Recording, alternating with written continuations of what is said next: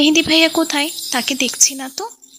আরে তুই তো জানিস না, 2 মাস আগেই আমার ভার্সিটিতে ভাইয়ার চাকরি হয়েছে। সে এখন টিচার, বুঝলি? ফিরতে বিকেল হবে। রুমঝুম বিস্ময়ে হাঁ করে তাকিয়ে রইল, তারপর হুট করেই চেঁচিয়ে বলল, তাহলে তো আজকে মেহেদি ভাইয়ার কাছ থেকে ট্রিট নেব, কি মজা। তোর উছিলায় আমিও আরেকবার পাবো তাহলে। ইস, তোরে কেন দিব? আমি একা নেব। হ্যাঁ হ্যাঁ, তুই একা নিবি আর আমি তো বসে বসে আঙুল চুষবো না। রুমঝুম আর মেঘা ঝগড়া শুনে মুচকে মুচকে হাসছে মেহেরা খাতুন। আগে যখন মিলি ছিল তখনও দুই বোন সারাক্ষণ এমন ঝগড়াঝাটি করতেই থাকতো। মিলির বিয়ে হওয়ার পর থেকে বাড়িটা কেমন নীরব হয়ে গেছে। মেয়েটাকে নিয়ে তার স্বামী বিয়ের পরপরই হেন্টমার্নকে পাড়ি দিয়েছে। কবে দেশে আসবে কে জানে। রুমঝুম আসার বহুদিন পর বাড়িটাতে যেন প্রাণ ফিরেছে। বেশ শান্তি লাগছে মেহেরা খাতুনের মনে আজ। কি ব্যাপার বলতে পারো বিথি? শাওনের কোনো খোঁজ পাওয়া যাচ্ছে না। কত করে বললাম একটার মধ্যে ভার্সিটিতে আসতে হবে, অথচ কোনো পাত্তাই নেই। তিহানের কথা শুনে বিথি বলল, তুমি যেখানে আমি সেখানে, তবে আমি কি করে জানবো? প্রান্ত গিটারে টুংটাং করতে করতে বলল, সেই সকালে মেয়েটাকে নিয়ে বের হওয়ার পর থেকেই তো লাপাত্তা।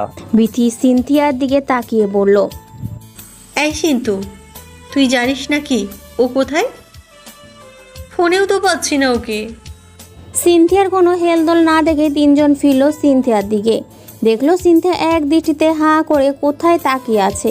তিনজনই সিনথিয়ার দৃষ্টি অনুসরণ করে সেই দিকে তাকালো। দেখলো মেহেদি স্যার ক্যাম্পাসের এক কোণে দাঁড়িয়ে ফোনে কথা বলছে। সেই দিকেই তাকিয়ে আছে সিনথিয়া। প্রান্ত বিড়বিড় করে বলল, সারা জীবন শুধু দেখেই যা। মেহেদি ভাইয়া, তুমি চাকরি পেয়েছো, সেই উপলক্ষে আজকে ট্রিট চাই।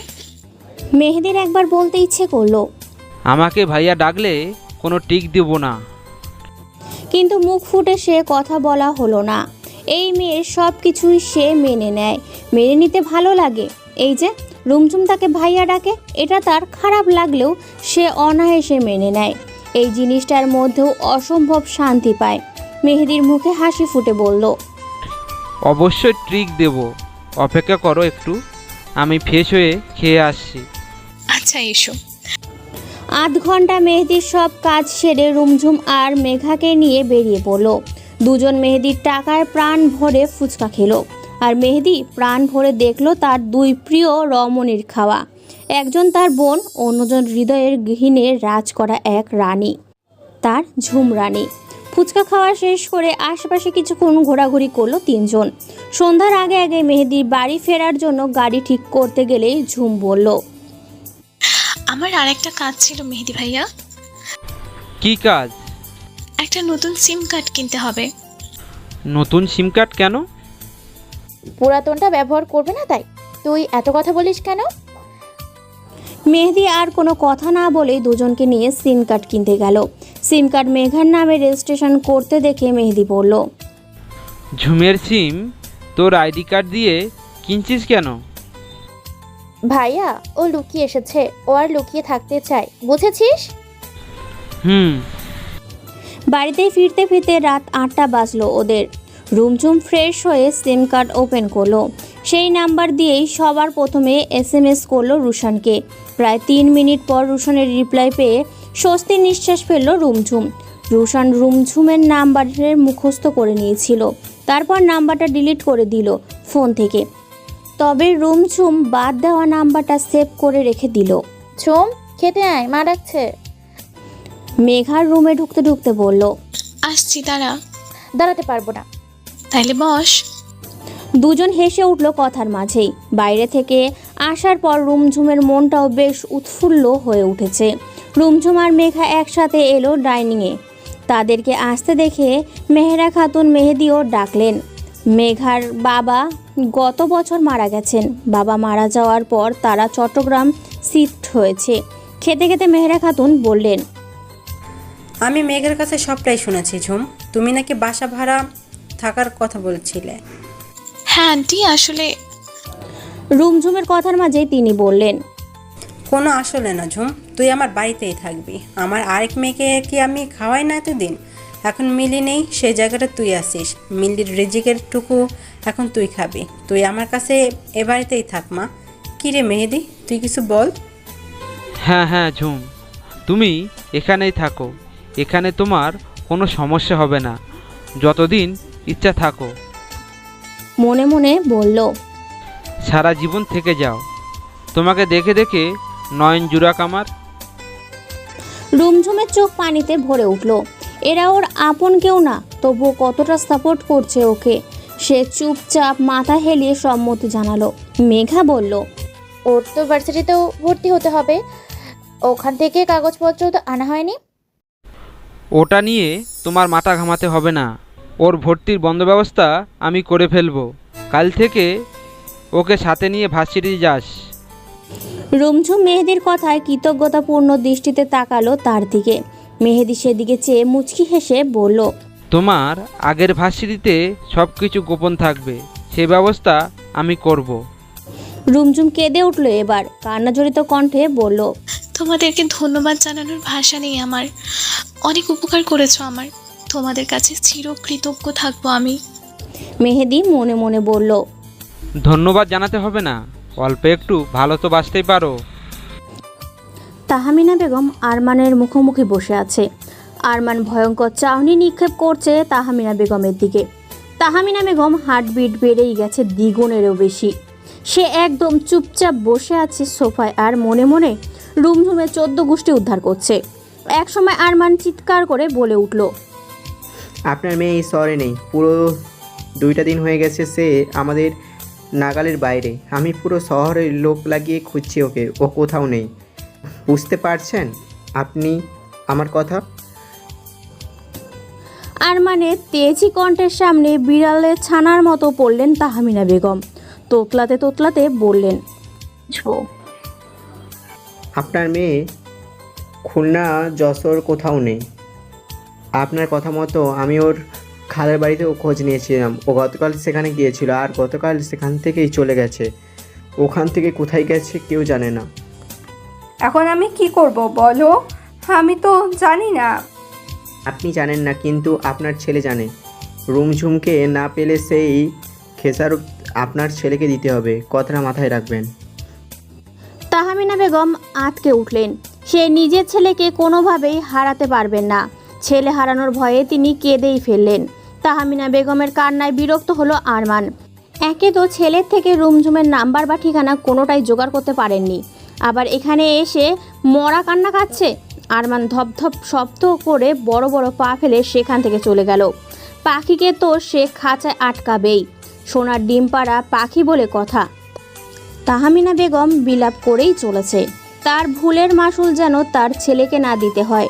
তার ছেলে তো কোনো দোষ করেনি, তার পাপের শাস্তি তার ছেলে কেন পাবে? শান, আরে ওকে, সারাদিন তোর কোনো খোঁজ নেই, কোথায় তুই? তিহানের কথায় শান হালকা হাসলো। এই ছেলেটাই এই এক সমস্যা, সব কিছুতেই অল্পেই সিরিয়াস হয়ে পড়ে। মাত্র কয়েক ঘন্টা শানের খোঁজ পায়নি বলে বিচলিত হয়ে পড়েছে। অন্যদিকে প্রান্ত সে 1 বছর কারো খোঁজ না পেলেও বিচলিত হবে না। সে বিশ্বাস করে সঠিক সময়ে সকলের গর্ত থেকে বেরিয়ে সামনে চলে আসবে। শানের উত্তর না পেয়ে তিহান আবারও বলল, শান, আরে দেয়ার, আমাকে শুনতে পাচ্ছিস তুই? হ্যাঁ হ্যাঁ শুনতে পাচ্ছি। আসলে আমি টায়ার্ড ছিলাম খুব, বাসে এসে ঘুমিয়ে পড়েছিলাম, তাই ভার্সিটি যেতে পারিনি। তবে কাল বেঁচে থাকলে যাব পাক্কা। মনে থাকে যেন, তুই তো এমন ছিলি না, কখনো কথা দিয়ে তার হেরফের করিসনি। আজ কি হলো তোর, বুঝলাম না। শান মনে মনে বলল, আমার গতানুগতিক জীবনে হেরফের হচ্ছে আর তুই আছিস কথা দেওয়া নিয়ে। তবে মুখে বলল, আরে কিছু হয়নি, রাখছি এখন। ফোন রেখে নিজের খাড়া চুলগুলোর মধ্যে হাত ঘুরিয়ে মাথা চেপে ধরে বসে রইল শান। নিজের দুনিয়া থেকে হারিয়ে গেছে সে। কোথায় হারিয়েছে সেটা বুঝতে পারছে না, তবে তার সব কিছু যেন ওলটপালট হয়ে যাচ্ছে সেটা বেশ বুঝতে পারছে। শানের ভাবনার মাঝে দরজায় টোকা পড়ল। সাফায়াত, খেতে এসো, ডিনার টেবিলে সবাই অপেক্ষা করছে। শান মুখ উঠিয়ে দরজা না খুলেই বলল, আমি একটু পরে আসছি আম্মু, তোমরা শুরু করো। আমরা অপেক্ষা করছি, দ্রুত এসো। শান লম্বা একটা নিঃশ্বাস ফেলল। সে জানে তাকে ছাড়া তার বাবা মা ভাই বোন কেউ খেতে বসবে না। ব্যালকনির দরজা ঠেলে ব্যালকনিতে গিয়ে দাঁড়ালো শান। চাঁদের আলো তার উজ্জ্বল স্নিগ্ধ আভা না ছাড়লেও আকাশের সাধু সন্ন্যাসীর বেশ ধারণ করে ঠিকই বসে আছে। কি আশ্চর্য, চাঁদের দিকে তাকালেও চন্দ্রকন্যার চেহারা ভেসে ওঠে। সব দোষ ওই সিনথিয়ার। ও যদি মেয়েটাকে না দেখাতো তবে এসব কিছুই হতো না। না না, সিনথিয়ার দোষ না। ও তো এর আগেও কত শত মেয়েকে দেখিয়েছে, কই তাদের জন্য তো শানের এমন লাগেনি। তাহলে পেয়েছি, সব দোষ ওই চাঁদের বাচ্চার। কি দরকার ছিল নিজের আলোতে ওই মেয়েকে রাঙানোর? চন্দ্র রঙে ওকে রাঙিয়ে তো আমার সর্বনাশ করে ফেলল। এখন যেদিকে তাকাই সেদিকেই চন্দ্রকন্যা। ধ্যাত ভাল লাগে না। শান বিড়বিড় করতে করতে খাবার টেবিলে উপস্থিত হলো। তার পুরো পরিবার সেখানে অপেক্ষা করছে। শান এসে নিজের জায়গায় বসে পড়ল। শানকে বসতে দেখে তার মা সাফিয়া আক্তার সবাইকে খাবার দেওয়া শুরু করলেন। এ ভাইয়া, তোমার না আজকে আমার ম্যাথ করিয়ে দেওয়ার কথা ছিল? সেটা না করিয়ে দিয়ে সারাদিন ঘরে পড়ে পড়ে ঘুমালে কেন? শান্ত, এগুলো কেমন কথা? ভাইয়ার খারাপ লাগছিল তাই তোমাকে ম্যাথ করে দিতে পারিনি। কাল করে নিও ভাইয়ার থেকে। এখন চুপচাপ খাও। মায়ের ধমকানিতে চুপ হয়ে গেল শান্ত। তার মা বড় ভাইকে বেশি ভালোবাসে ভেবেই কাঁদতে যাবে, তখনই সাফিয়া আক্তার আবারও হুকুম করলো, ভাইয়াকে পানির চোখ এগিয়ে দাও শান্ত।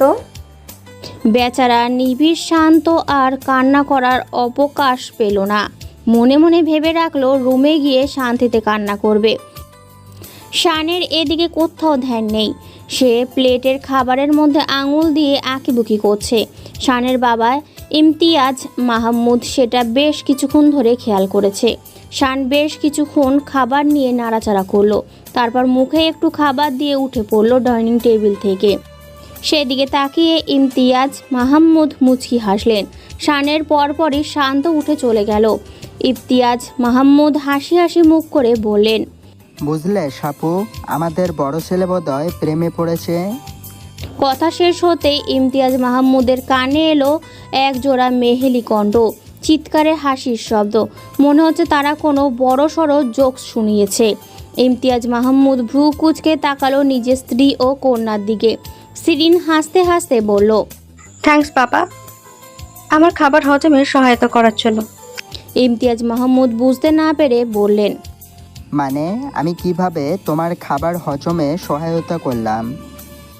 এই যে এত সুন্দর একটা জোকস বলে তোমার ওই গোমরা মুখ ছেলে নাকি করবে প্রেম। আমিও তো এমন গোমরা মুখই ছিলাম প্রেম করা। আও। সম্পূর্ণ কথা শেষ করার আগে সাফিয়া আক্তার তার উরুতে চিমটি কাটলেন। ফিসফিসিয়ে বললেন, মেয়ের সামনে একটু সামলে কথা বলতে পারো না হাদারাম। শিরিন পেট ফাটা হাসি হাসতে হাসতে টেবিল ছেড়ে উঠে গেলেন। ইমতিয়াজ মাহমুদ কাঁদো কাঁদো গলায় বললেন, আমি মিথ্যা কি বলছিলাম যে চিমটি দিলে? তোমার সাথে প্রেম করার আগে তো আমিও গোমরা মুখই ছিলাম। হ্যাঁ, আমার মাথা ছিলে। এখন বলো, তোমার কেন মনে হলো আমার ছেলে প্রেম করতেছে? আরে আমিও যখন নতুন নতুন তোমার প্রেমে পড়ছিলাম তখন এরকম নিজেকে সারাদিন ঘরবন্দি রাখতেন আর তোমার কথা ভাবতাম। তারপর ঠিকমতো খেতেও পারতাম না, খাবার রেখে উঠে যেতাম, খেতে ইচ্ছে করতো না। তোমার ছেলেরও এমন লক্ষণ প্রকাশ পাচ্ছে, বুঝলে? সাফিয়া আক্তার চোখ বড় বড় করে তাকালেন স্বামীর দিকে। তার কোনোভাবে বিশ্বাস হচ্ছে না তার ছেলে প্রেমে পড়তে পারে। সাফিয়া আক্তারের এমন মুখ ভঙ্গিমা দেখে ইমতিয়াজ মাহমুদ ঠোঁট টিপে টিপে হাসতে লাগলেন। রুশান, তুই কি সত্যি চুমের কোনো খোঁজ জানিস না? না মা, জানি না, আর কতবার বলবো। তাহমিনা বেগম ছুটে এসে জড়িয়ে ধরলেন আদরের ছেলেকে। কাঁদতে কাঁদতে বললেন, জেনে থাকলে সত্যিটা বল বাবা, না জানলে কোনোভাবে জেনে নে। ওকে খুঁজে বের করতে হবে, না পারলে যে তোর অনেক বড় ক্ষতি হয়ে যাবে রে সোনা। রোশান কিছুটা অবাক হলো। আপুকে না পাওয়া গেলে তার কি ক্ষতি হবে? যা হয় হোক। তাহমিনা বেগমকে নিজের থেকে ছাড়াতে ছাড়াতে কঠোর গলায় রোশান বলল, বলেছি তো জানি না আমি। আমাকে এটা নিয়ে আর জ্বালাতন করবে না মা, প্লিজ। উপরে চলে গেল রুশান। তাহমিনা বেগম কাঁদতে কাঁদতে মেঝেতে বসে পড়লেন। সে জানে রুশান সবটা না জানলেও ঝুমের ব্যাপারে অনেক কিছু জানে, কিন্তু মুখ খুলছে না।